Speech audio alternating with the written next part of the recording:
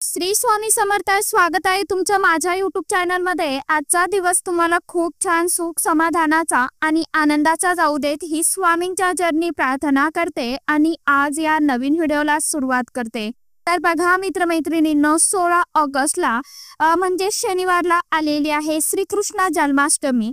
श्रीकृष्ण जन्माष्टमीच्या अगोदरच आपल्याला काही शुभ वस्तू ज्या आहेत तर त्या घरी घेऊन यायच्या आहे। कृष्ण जन्माष्टमीच्या अगोदरच आपल्याला जरी या वस्तू आणणं शक्य झालं नाही तरी सुद्धा आपण श्रीकृष्ण जन्माष्टमीच्या दिवशी सुद्धा या वस्तू ज्या आहेत तर त्या घरी आणू शकता। घरातील वादविवाद कलह भांडणे नष्ट व्हावे नकारात्मकता दूर व्हावी यासाठी आपल्याला ह्या वस्तू ज्या आहेत तर त्या आवर्जून घरी आणायच्या आहे। त्याचप्रमाणे आपल्या मुलांचा हट्टीपणा कमी व्हावा तर यासाठी आपल्याला एक अतिशय अत्यंत प्रभावशाली उपाय सुद्धा करायचा आहे। आपल्या घरामध्ये एका ठिकाणी आपल्याला मोरपीस सुद्धा ठेवायचा आहे। प्रत्येक व्यक्तीला खरेदी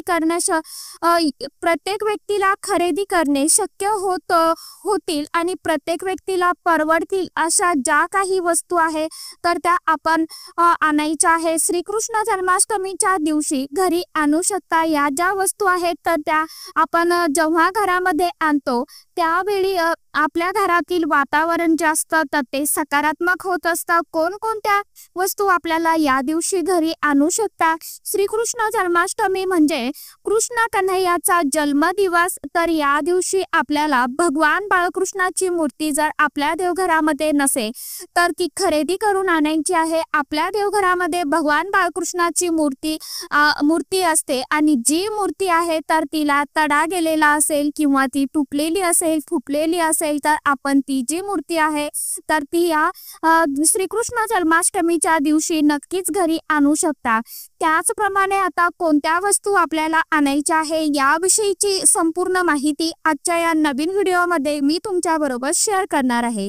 त्यामुळे तुम्ही हा व्हिडिओ स्किप न करता शेवटपर्यंत नक्की बघा। चॅनलवरती तुम्ही जर हा व्हिडिओ पहिल्यांदा बघत असाल तर चॅनलला आवर्जून सबस्क्राइब करा आणि असेच नवनवीन माहितीपूर्ण व्हिडिओ बघण्यासाठी समोरील बेल आयकॉनलाही प्रेस करा। त्यामुळे काय होईल जेव्हा कधी मी नवीन व्हिडिओ अपलोड करेन तर सर्वात अगोदर त्याचे नोटिफिकेशन तुम्हाला मिळेल आणि तुम्ही एकही व्हिडिओ मिस करणार नाही। तर बघा मैत्रिणींनो किंवा त्याच्या अगोदर आपण ही मूर्ती जर घरी आणली आणि श्रीकृष्ण जन्माष्टमीच्या दिवशी आपण या मूर्तीची स्थापना देवघरामध्ये केली तरी सुद्धा चालेल। आपण अगदी छोटी जरी मूर्ती घरामध्ये ठेवली आणि त्या मूर्तीचं आपण विधिवत मनोभावे पूजा केली त्या मूर्तीची सेवा केली तर आपलं घर जे आहे तर ते गोकुळाप्रमाणे नांदते। आपल्या जीवनातील ज्या काही समस्या अडचणी आहेत तर त्या सुद्धा नष्ट होतात।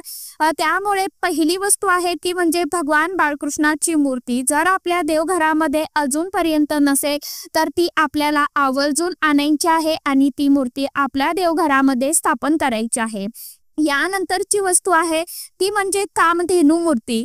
कामधेनू गायीची मूर्ती ही आपण जर घरामध्ये ठेवली तर घरामध्ये सुख समृद्धी येते। त्याचप्रमाणे संतती आणि आरोग्य लाभते। कामधेनू गाय म्हणजे इच्छा पूर्ण करणारी गोमाता।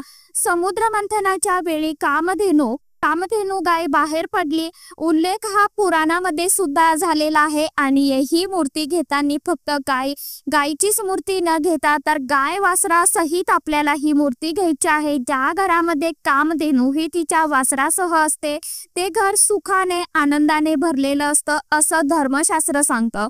त्यामुळे ही मूर्ती घेताना गाय वासरू असलेली मूर्ती जी आहे तर ती आपल्याला घ्यायची आहे। ही मूर्ती आपल्याला घ्यायची व पितळेची जरी छोटी मूर्ती आपण घेतली तरी सुद्धा चालेल आणि या मूर्तीमुळे आपल्या घरातील जे काही वास्तुदोष आहेत तर ते आपल्या दूर होत असतात। आपल्या घराच्या ईशान्य दिशेला मूर्ती जी आहे तर ती ठेवायची आहे कारण ईशान्य दिशेला कामधेनू ठेवणे हे अतिशय अत्यंत शुभ मानलं जातं। त्यामुळे कामधेनू गायीची मूर्ती सुद्धा तुम्ही नक्कीच खरेदी करू शकता। यानंतरची वस्तू आहे ती म्हणजे मोरपीस। आपण या दिवशी खरेदी करू शकता. कृष्णाच्या डोक्यावरती मोरपीस आहे, त्याचप्रमाणे राधाकृष्णाच्या प्रेमाचं प्रतीक सुद्धा मोरपीस मानलं जातं. मोरपीस हे आपलं भाग्य बदलू शकतं आणि घराच्या आग्नेय कोपऱ्यामध्ये मोरपीस लावले तर घराच्या उत्पन्नामध्ये वाढ होते.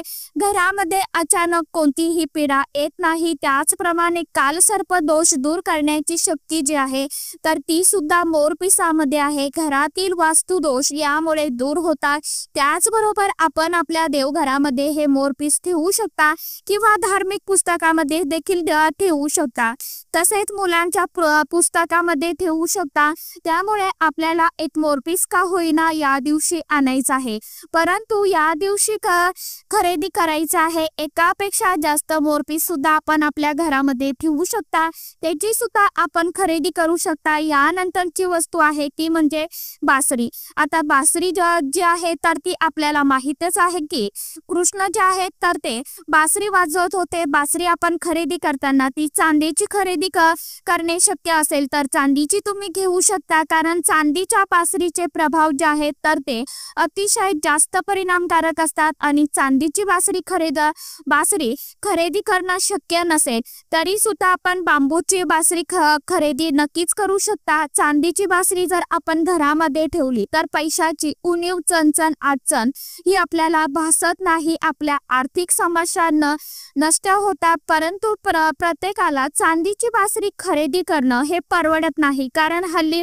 सोन्या चांदीचे भाव जे आहेत तर ते खूप गगनाला भिडलेले आहेत. त्यामुळे आपण बांबूची घेतली तरी देखील चालणार आहे. त्यामुळे बांबूची बासरी अवश्य घरामध्ये आणावी आणि आपल्या घरामध्ये ठेवावी, कारण बांबूची बासरी जी आहे तर ती सुद्धा आपली उन्नती करते. शिक्षण, नोकरी, व्यवसायामध्ये जर यश मिळावं अशी आपली इच्छा असेल तर अवश्य बासरी घरामध्ये आणून ठेवायची आहे. पती पत्नीमध्ये गोडवा राहावा. जर पती पत्नीमध्ये सतत वादविवाद, मतभेद होत असतील, त्यांच्यामध्ये जी काही कटुता आहे तर ती संपून गोडवा यावा यासाठी बेडरूम मध्ये बासरी जी आहे तर ती आपण या दिवशी नक्कीच ठेवू शकता. तसेच आपण भगवान बाळकृष्णाचे वस्त्र जे आहेत तर या दिवशी खरेदी करू शकता. भगवान बाळकृष्णाचे अलंकार आहेत, मुकुट आहे तर तो तुम्ही खरेदी करू शकता. त्याचप्रमाणे चंदन, अत्तर या ज्या काही वस्तू आहे, हार असेल, साज शृंगार जो आहे तर भगवान बाळकृष्णाचा त्या वस्तू सुद्धा आपण खरेदी करू शकता आणि भगवान बाळकृष्णाच्या पूजेमध्ये याचा वापर करू शकता. त्याचप्रमाणे या दिवशी पिवळी फळे ही जर आपण भगवान बाळकृष्णांना अर्पण केली तर ते अतिशय अत्यंत शुभ मानलं जातं. त्यामुळे पिवळी फळं जी आहेत तर ती या दिवशी आपण खरेदी करून आणू शकता. श्रीकृष्ण जन्माष्टमीच्या दिवशी आपण काही उपाय देखील करू शकता. घरातील वादविवाद, कलह, भांडणे, नकारात्मकता नष्ट व्हावी, मुलांचा हट्टीपणा कमी व्हावा, तर यासाठी आपण हे उपाय करू शकता. मोरपंखाचे उपाय जे आहेत तर ते अतिशय अत्यंत प्रभावशाली मानले जातात, कारण हे उपाय आपण जर या कृष्ण जन्माष्टमीच्या दिवशी केले तर निश्चितपणे याचे फळ आपल्याला मिळत असते. मोरपंख जे आहे तर ते भगवान श्री बाळकृष्णांना अतिशय अत्यंत खूप म्हणजे अतिप्रिय आहे. त्याचप्रमाणे माता सरस्वती देवी, माता सरस्वती आणि माता लक्ष्मी, कार्तिकेय आणि इंद्रदेव यांना सुद्धा ते खूप प्रिय आहे. वास्तुदोष दूर करण्यासाठी घरातील नकारात्मकता नष्ट व्हावी, त्याचप्रमाणे आपल्या मुलांची एकाग्रता वाढावी, स्मरणशक्ती सुधारावी, तर यासाठी काही ज्योतिषशास्त्रीय उपाय जे आहेत तर ते आपण मोरपंखाचे या दिवशी करू शकता. त्याचप्रमाणे वास्तुदोषासाठी आपल्याला काय करायचं आहे, आत मोरपंखा घ्यायचा आहे आणि पांढऱ्या धाग्याने ते एकत्र बांधायचे आहे. ओम सोमाय नमः मंत्र परत एकदा सांगते, ओम सोमाय नमः. तर या मंत्राचं 108 वेळा जप करायचा आहे आणि मुख्य दरवाजाच्या वरच्या बाजूला हे जे मोरपीस आहे तर ते लावायचे आहे. यामुळे घरामध्ये कोणत्याही प्रकारची नकारात्मक ऊर्जा प्रवेश करत नाही. त्याचप्रमाणे जे काही वास्तुदोष आहेत तर ते सुद्धा दूर होत असतात.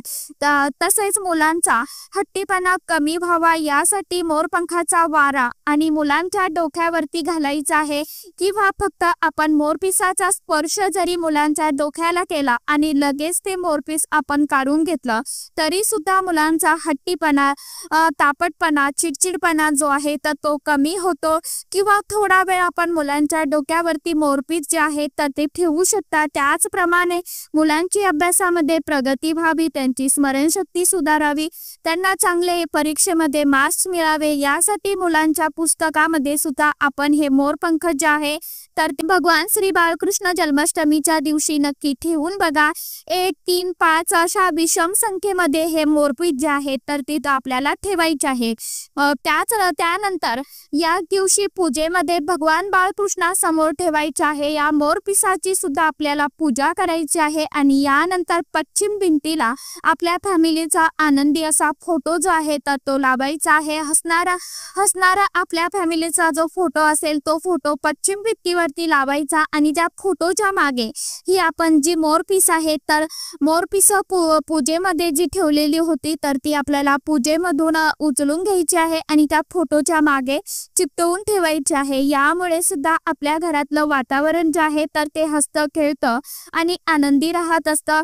त्याचप्रमाणे बासरीचे सुद्धा आपण काही उपाय करू शकता. आपण जो फॅमिलीचा फोटो लावलेला आहे त्याच्या पाठीमागे आपण मोरपीस चिकटवलेली आहे तर याच फोटोच्या वरच्या बाजूला बासरी जी असते तर ती लावायची आहे आणि तिचे टोक जे आहे तर ते उत्तर दिशेकडे आपल्याला करायचं आहे. यानंतर नातेसंबंध सुधारतात. तर अशा प्रकारे आपल्या घरामध्ये हसतं खेळतं वातावरण राहण्यासाठी आपल्या फॅमिलीच्या फोटो मागे आपण बासरी आणि मोरपंख जे आहेत तर ते नक्कीच लावून बघा. त्याचप्रमाणे घरामध्ये वादविवाद, कलह, भांडणे होत असतील तर एक बासरी जी आहे तर ती भगवान श्रीकृष्ण जन्माष्टमीच्या दिवशी भगवान श्रीकृष्णासमोर ठेवायची आहे आणि तिची सुद्धा पूजा करायची आहे. आणि दुसऱ्या दिवशी आपल्याला ही बासरी आपल्या घराच्या नैऋत्य कोपऱ्यामध्ये ठेवायचे आहे. तर हे जे काही अगदी साधे सोपे उपाय आहेत, जन्माष्टमीच्या दिवशी करता येणारे उपाय जे आहेत तर ते आपण निश्चितपणे करून बघा. उपायांचं सेवेचं फळ जे आहे तर ते आपल्याला मिळतच असतं. तर सांगितल्याप्रमाणे ज्या वस्तू तुम्हाला शक्य होतील त्या वस्तू आपल्याला भगवान श्रीकृष्ण जन्माष्टमीच्या दिवशी आवर्जून आणायच्या आहे. अगदी कमी पैशामध्ये मिळणार आहे आणि ज्यांना शक्य असेल त्यांनी चांदीची ही बासरी घेऊ शकता, काही अडचण नाही. आणि ज्यांना शक्य नसेल तर त्यांनी बांबूची घेतली तरीही चालेल. तर अशा प्रकारे आपल्याला या वस्तू ज्या आहेत तर त्या कृष्ण जन्माष्टमीच्या अगोदर किंवा त्या दिवशी आणायच्या आहे. तुम्ही अगोदरही आणून ठेवू शकता आणि कृष्ण जन्माष्टमीच्या दिवशी ह्या वस्तू ज्या आहेत तर त्याचं विधिवत पूजन करून घरामध्ये ठेवू शकता. तर चला, आजच्या व्हिडिओमध्ये इतकीच माहिती होती. कशी वाटली नक्की सांगा. व्हिडिओ आवडला तर चॅनलला आवर्जून लाईक, शेअर, सबस्क्राईब जरूर करा. परत भेटूया नवीन माहिती सोबत, नवीन व्हिडिओसोबत. तोपर्यंत सर्व माझ्या यूट्यूब परिवाराला श्री स्वामी समर्थ.